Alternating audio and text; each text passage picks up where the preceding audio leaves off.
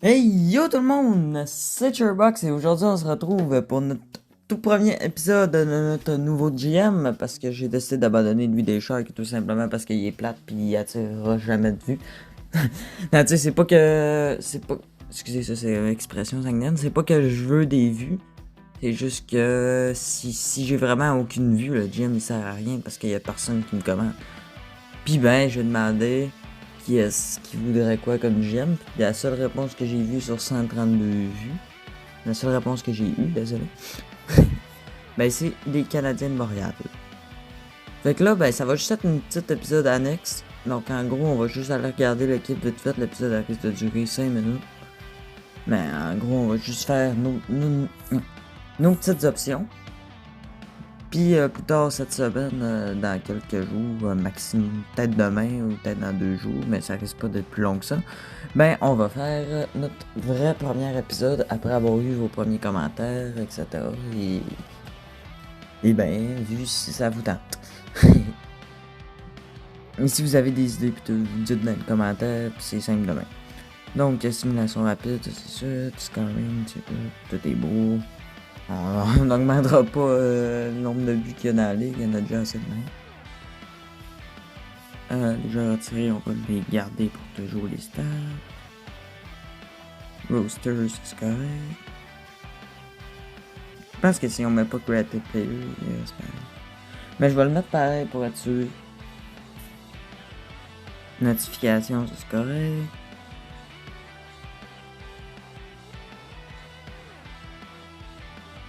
Échange. Je voulais mettre plus dur parce que je trouvais que dans le DG avec les sharks c'était trop facile. Donc échange, ça va être ça. Du côté des contrats. La demande de salaire, je pense que c'est correct. Je trouvais ça hot qu'il ait mis l'influence des salaires. Je sais pas si je vous avais déjà montré les options sur le premier épisode des Sharks. Mais je trouvais ça hot qu'il ait mis l'influence des salaires pour l'overall et la production. Donc je pense que j'aime mieux un petit peu le mettre pour l'overall parce que tu sais, dans la vraie vie, mettons, tu vas avoir des Patrice Bergeron que toute sa carrière, il a tellement été bon défensif qu'il valait quelqu'un qui fait 100 points. Mais tu sais, je pense qu'il a dû faire 100 points peut-être une fois dans sa carrière, mais ça, je pense que c'était genre 95. Fait que là, ouais, contre on arrive de là. Fait que le staff, ça, on n'a rien à faire vraiment. Ah oui, je vais mettre auto staff speciality, ça, parce que ça, des affaires, je sais pas vraiment, là, c'est genre. Mais je trouve ça chiant un peu. Parce que c'est toutes des affaires qui servent à rien, puis lui qui sert vraiment à de quoi, c'est genre avoir des chances de gagner en playoff, puis là, tu peux le monter à 20%. Puis là, j'ai déjà fait, puis tu gagnes pas mal tout le temps, fait que. La progression par mois, ça c'est bien correct au milieu. Prospect développement, c'est bien correct. Là, j'ai peut-être tendance à le monter un peu. Parce que sur NHL, je trouve ça con que les joueurs ils prennent toute leur retraite genre à 36 ans. Fait que moi, j'essaie de faire en sorte. Avec ça, j'ai déjà essayé. Puis quand ils me pas mal. Une très bonne histoire, ils prennent leur retraite à 38 ans. Puis les grands, les autres prennent leur retraite à 42 ans. Ce qui est un peu plus réel, je trouve. Donc, du côté des blessures, fréquence des blessures, ouais, ça a l'air bien correct. Ça, c'est comme ça que j'ai tout le temps été, puis il y a beaucoup de blessures par année, pas mal. Du côté de la World Cup, on va se mettre la World Cup aux 4 ans. On va se mettre les juniors au 1 an. Et au World Cup, on contrôle le Canada. Draft, 7 ans, normal. Draft speed, tout est correct, tout est correct. Draft loterie, tout est correct, je vais vous montrer quand même. On peut choisir les boules.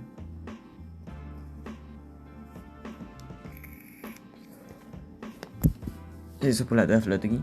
Ça, c'est toutes les ligues qui sont activées. Ça, je vous l'avais déjà montré. Les ligues activées, c'est ça.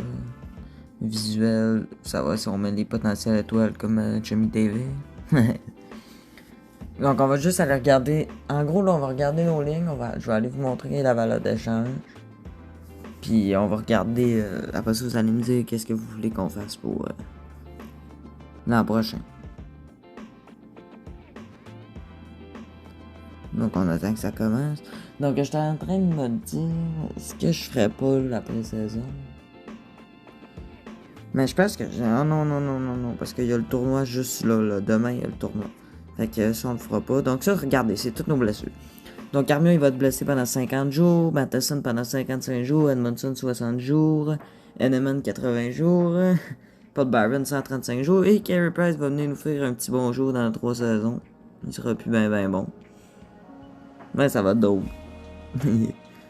Donc, on va commencer par line-up. Donc, qu'est-ce qu'ils nous ont mis dans la ligue? Donc, on a Dvorak qui est 84. Ah, faut arrêter. Je vais vous mettre la vue potentielle.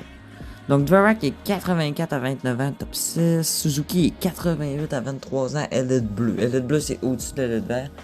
Oui, je suis allé jouer un petit peu dans les potentiels. Mais j'ai fait toutes les équipes de la LNH, puis j'ai vraiment beaucoup monté. Genre que Robertson, je l'ai mis franchise parce que hier, on a vu une belle petite photo de McDavid qui avait genre 10 matchs de plus. Non.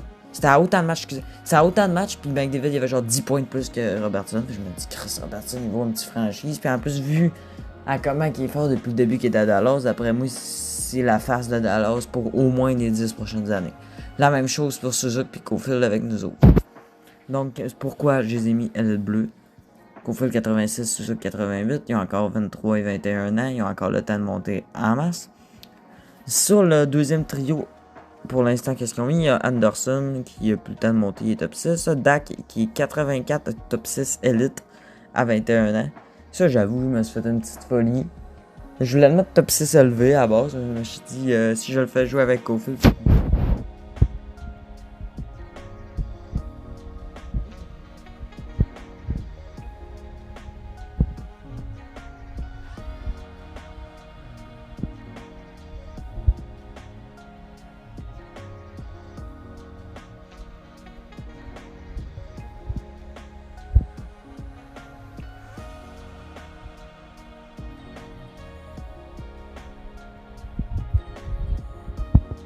Petit Jonathan Drouin.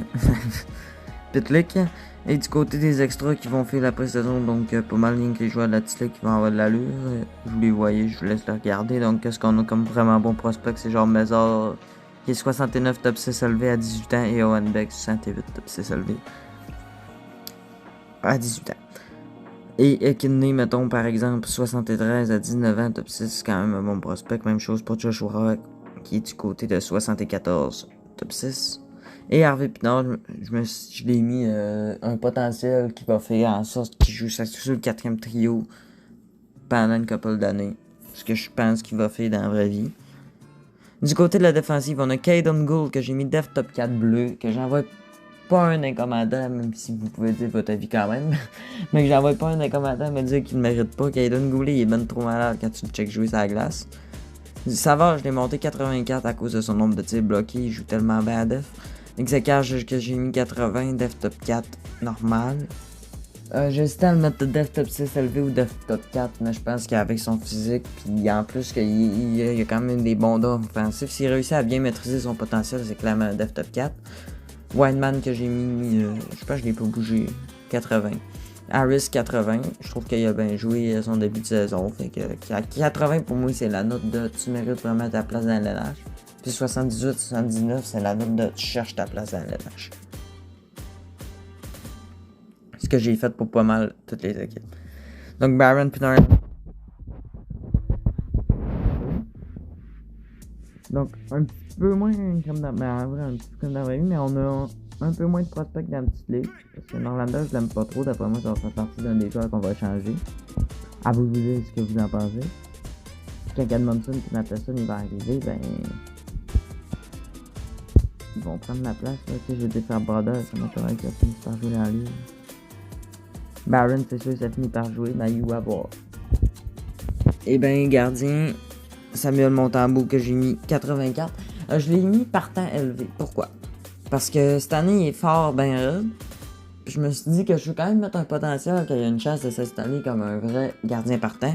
Puis puisqu'il a 25 ans, puis qu'il reste pas mal juste une année pour monter, mais je me suis dit que c'était pas mal le meilleur potentiel que je pouvais y mettre pour qu'il mette, par exemple, le temps de maximum monter 87. Ce qui est peut-être un potentiel atteignable pour Montembeault, je pense. Et du côté d'Arlen, qui va avoir la même note que Montembeault, je l'ai monté de 1 justement, parce que je me sentais mal un peu d'avoir fait ça. On peut regarder les prospects aussi. Donc, les côtés des prospects, Bedard, Michkov, Arlen, Frandel, Jagger, Woods, Trammell, Barlow, Crystals, Fantilli qui est 12e, what the fuck. Ah, il va monter pendant l'année, c'est clair. Richie Wilson, en tout cas, on voit que c'est une belle année de prospect. On peut regarder vite fait les autres années. Puis, je vous le dis tout de suite, je vous ai réservé des petites surprises.